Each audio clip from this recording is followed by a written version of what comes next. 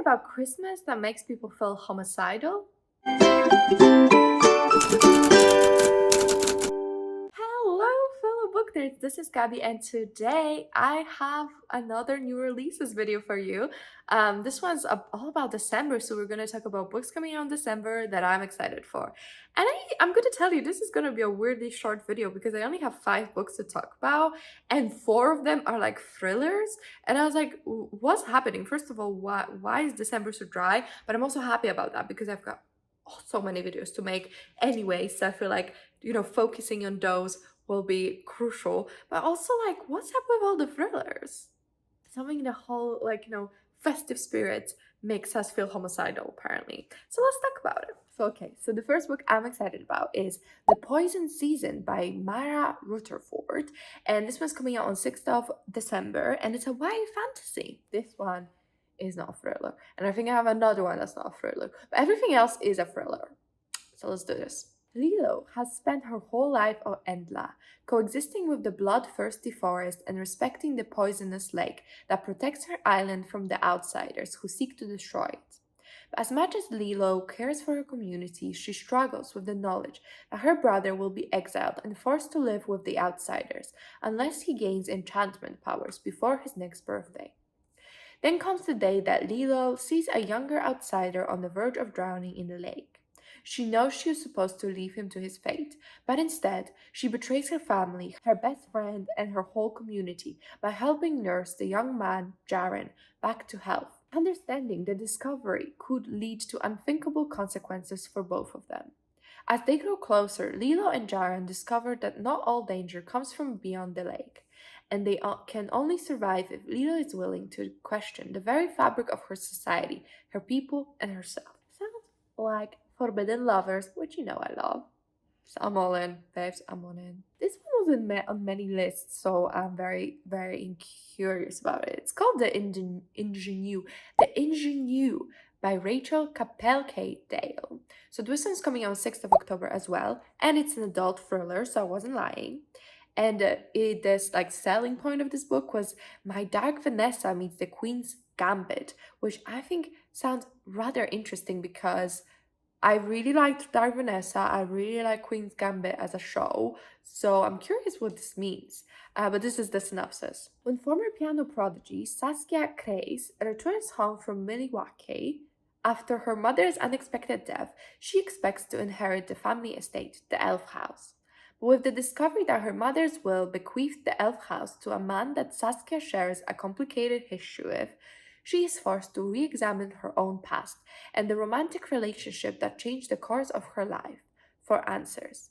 Can she find a way to claim her heritage while keeping her secrets buried, or will the fallout from digging too deep destroy her? So also, the author of In My Dreams I Hold a Knife and The Last Housewife, Ashley Winstead, gave her 5 stars and gave her a really good review. So I was like, ooh, hello, I'm interested. So high hopes for that one. Then we have a very exciting one. So it's called 5 Survive by Holly Jackson. And if you didn't know, Holly Jackson is the author of Good Girl's Guide to Murder, which is the best YA thriller out there. So this one's coming out on 8th of December, and it's a YA thriller.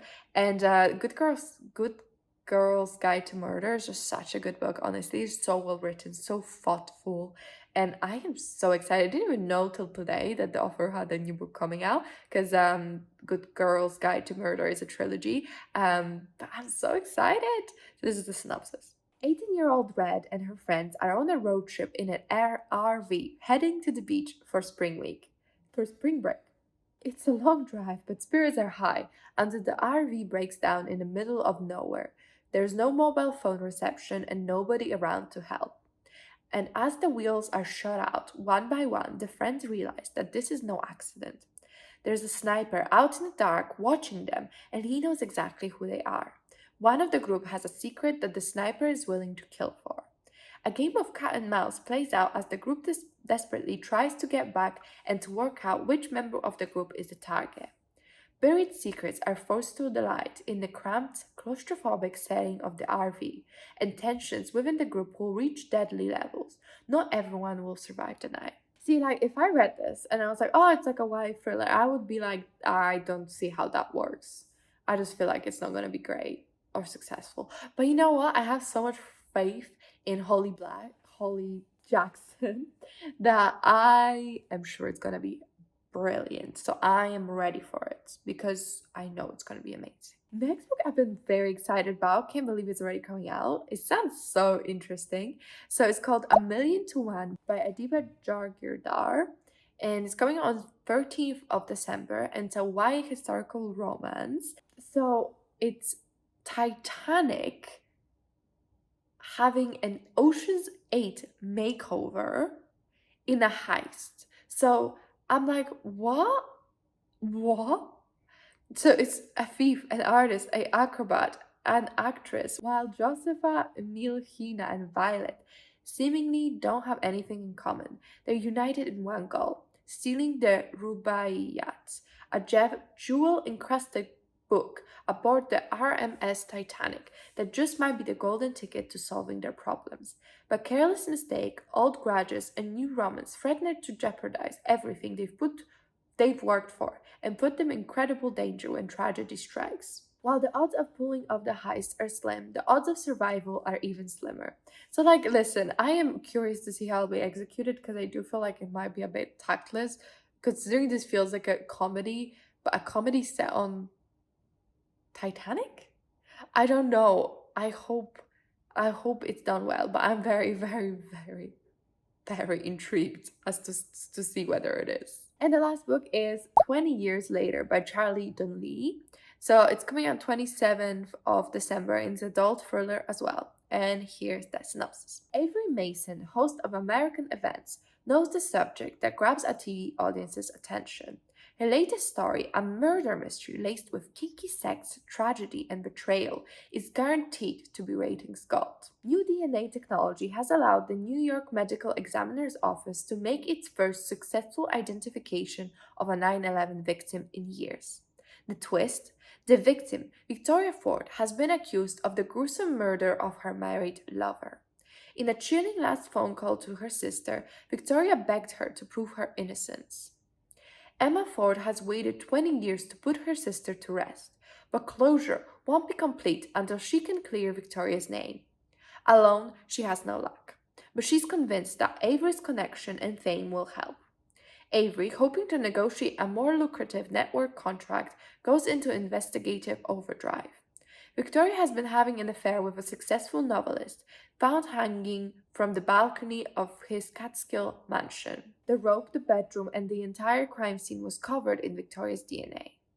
But the twisted puzzle of Victoria's private life belies a much darker mystery.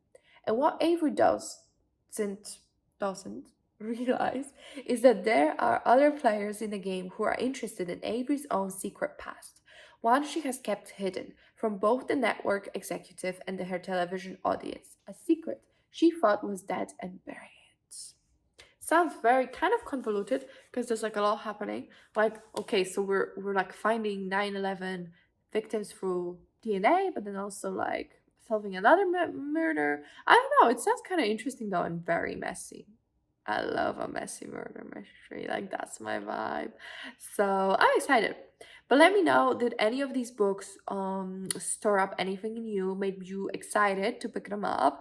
I really hope they did. I really want to read some of these, especially the thrillers. I feel like I'm in a mood. But it's like October when I'm filming this, so like that makes sense. But why December? Anyway, I hope you enjoyed this video. If you did, if you could comment, like, and subscribe, I really, really appreciate it. It really helps me out. But that's it for me, and I'll see you in my next one. Bye!